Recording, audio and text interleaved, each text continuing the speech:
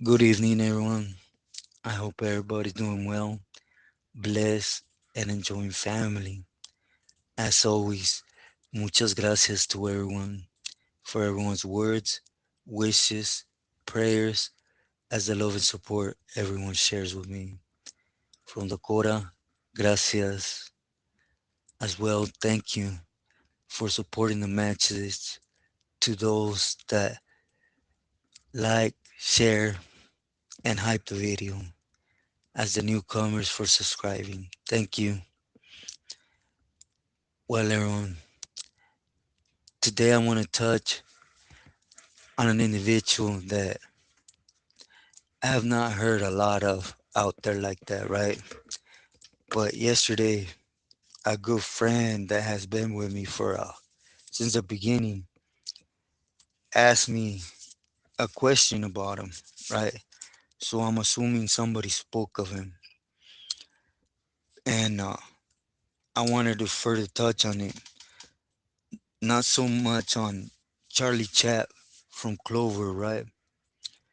Because all I know is I never had the pleasure, displeasure, however, of doing things with or being there with him, right?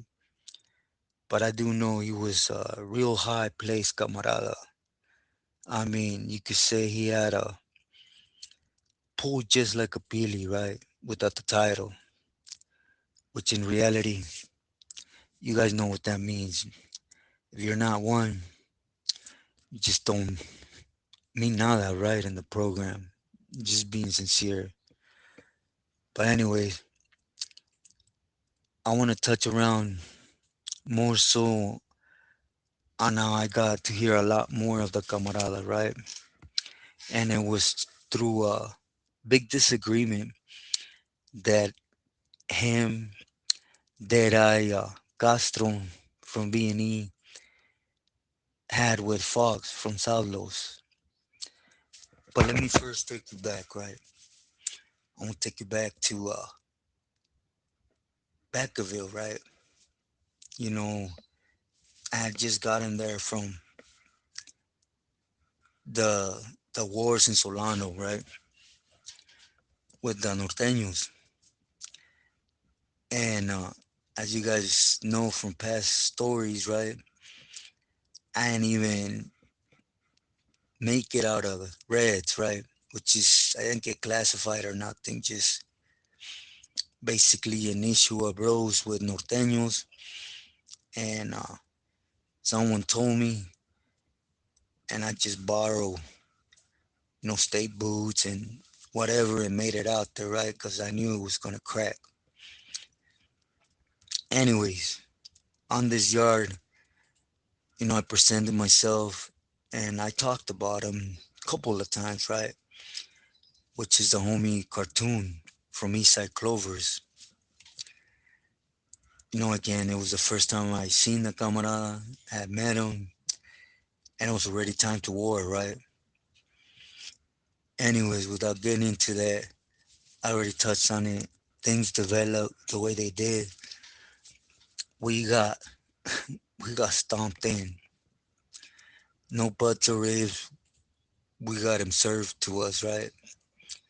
I mean, we held a presence and we did what we had to do, but it came with a butt whooping. We just leave it just straight up. And it's it's common sense, right? It was always well, my paperwork specifically stated there was 15 Southern Hispanics and 150 Northern Hispanics. So just imagine how we got stomped in. Anyways, after the riot, they would end up taking us to the Chaho, right? Pending decision or room in Willis in the hole. And after me and Shaggy got up from when they jumped on Lucifer, I had not known I had gotten crack. I mean, I felt it, when things started. Me, I was the first one. Serio, then Sim from Compton, and I was received, right? But in the sense, in that moment of rush and adrenaline and stuff, you just keep going, right? But when we jumped up, all the hooters were there already, so they straight nailed us with pepper spray, and I felt the back of my head. They literally opened a, I don't know, 3, 4 inches. I don't know. It's pretty big, right? Because they received me with a cup or a rock. I don't know. Anyways, we were all bloody, point blank, right? The only individuals that weren't lumped up and something was Chief, right, from Riverside, and it's later on you'll get tipped up because he didn't jump in, right? He tucked it, but even though I didn't know the homie cartoon, we were literally sitting right, and I know this might be a little dumb, right, but it's just goes to show how you do build bonds, right, with camaradas, even though you might be from different angles of califas or different barrios, whatever it may be, right? But it's just different when you step up to bat in war, regardless win, lose, or draw, right? And the homie he was bleeding too, right? And we looked at each other and we started cracking up. It was just one of them dumb moments, you could say. We're trying to make common sense of what just got given to us. It's just the real. So we started cracking up. I remember I just told him, hey, man, they sure gave it to us, huh? And he said, yeah. So, anyways, that's how I met the Camarada cartoon, right? From there, we went to Willis. We did, I don't even know how long we did in Willis, but it was quite a stay, right? I don't know if it was 5, 6, 7 months, something like that, till we got transferred to a Southern institution.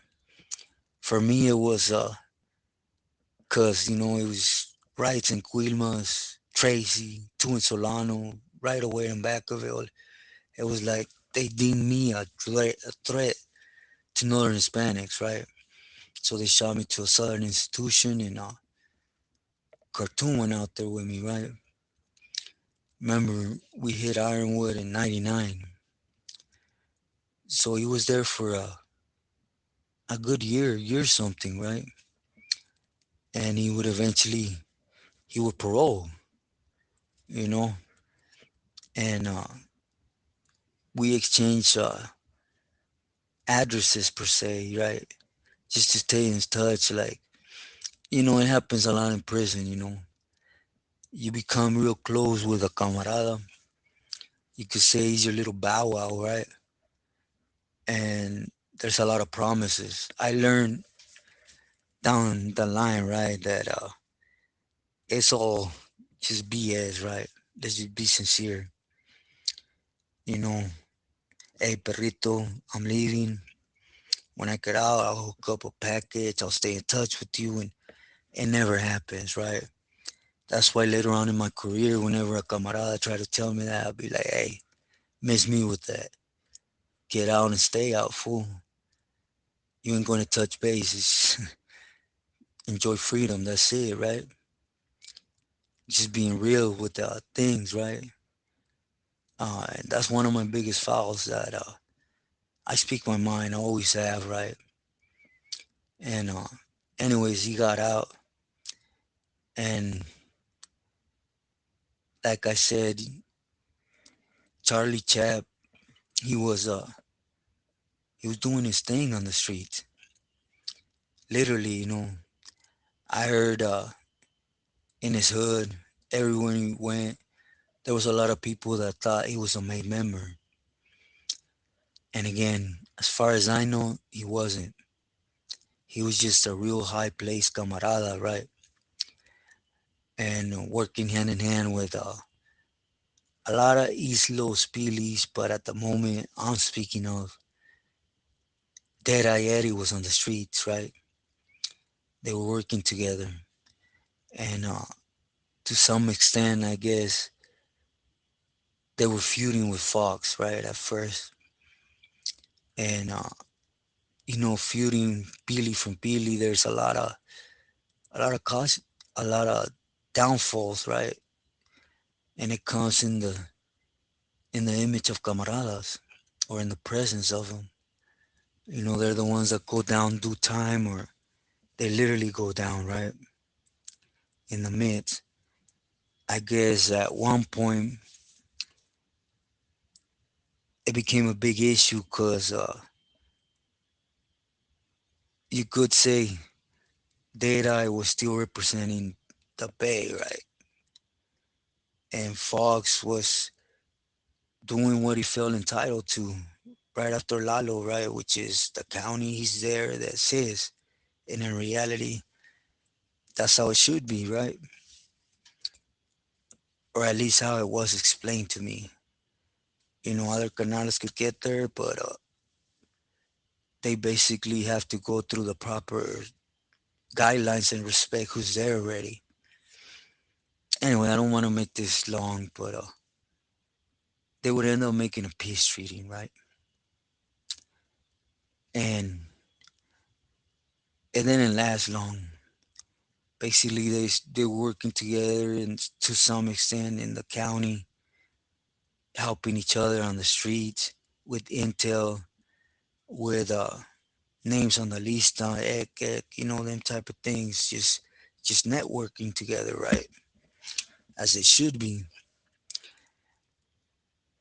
But it ain't gonna last.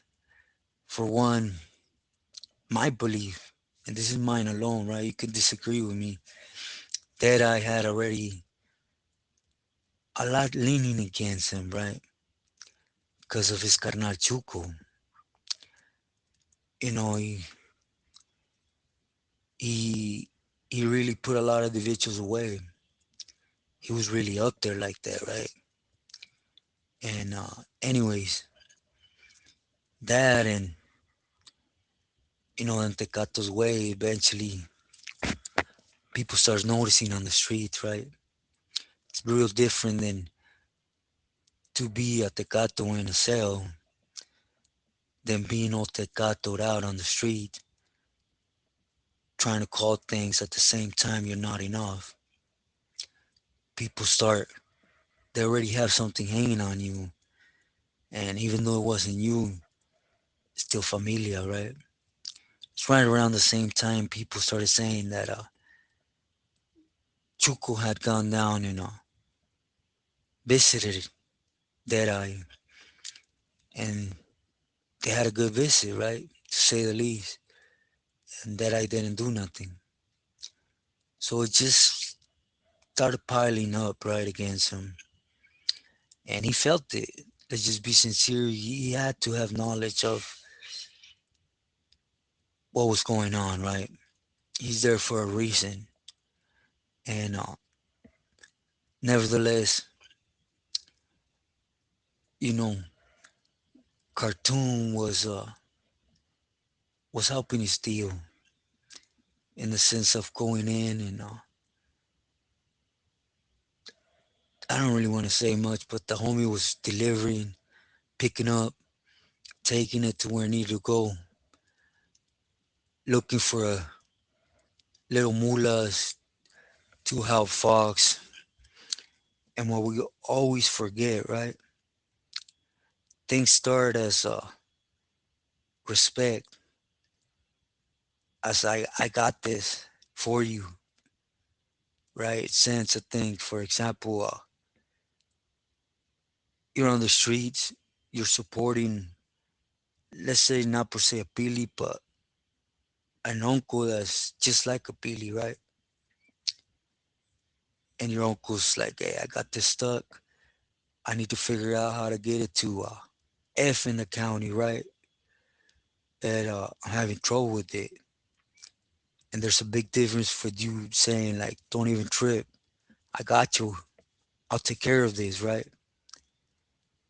And you deal with it. But you see, it's always out of love as a favor, out of respect, we always lose sight that it becomes mandatory.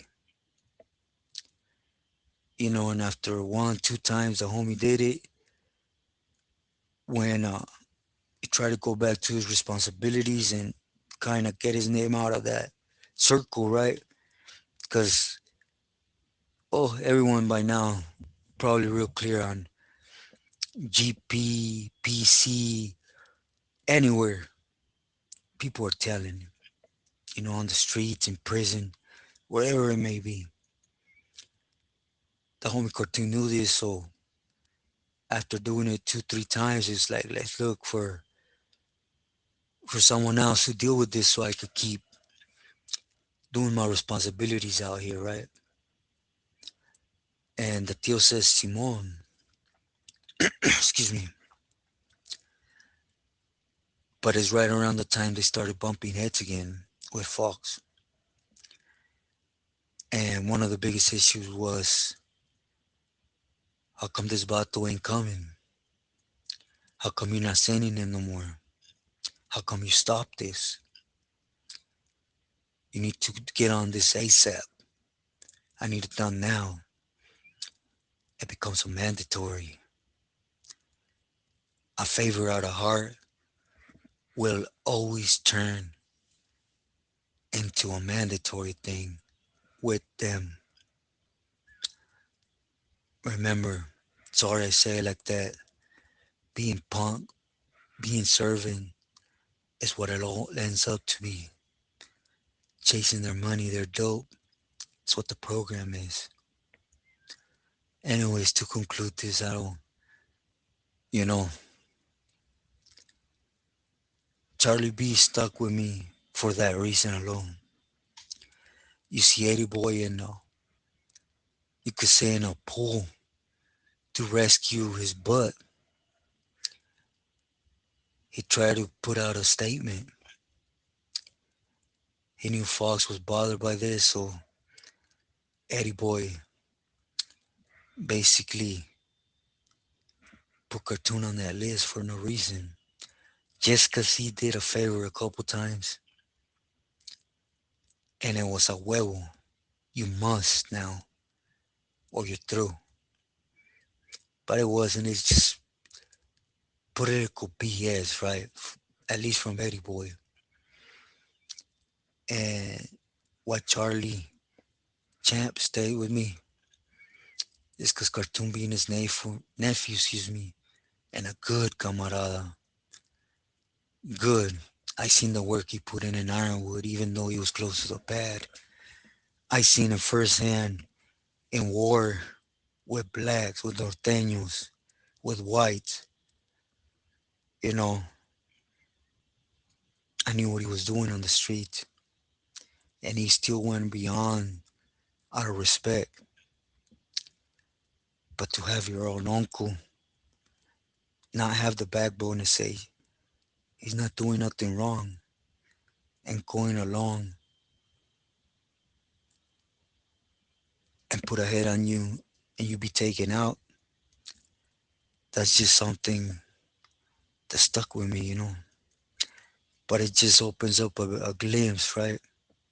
It's why I even touch on it because once I have that personal experience. Two, I know the camarada is real good, homie. And three, the message, right? It's the glimpse I always try to put in. You see, when you're there wiggling, you can never do right. Remember, there's thousands willing to take our position regardless what position we have. If you ain't a main member, you could be replaced ASAP. And it's sad when it comes to your own family, but it's the reality of things. Once people reach that pedestal, everybody's looking out for their skin, their career. Even if you're blood and all you're trying to do is help. So with this said, just stay smart. Again, these are just small glimpses, so you're able to see how things run. You know, you might not agree with me to any extent, but at least as I was, I was always a person that heard. And it helps when things present themselves during in your head and you're able to see past it, be smarter, stay true to yourself, loyal to your loved ones.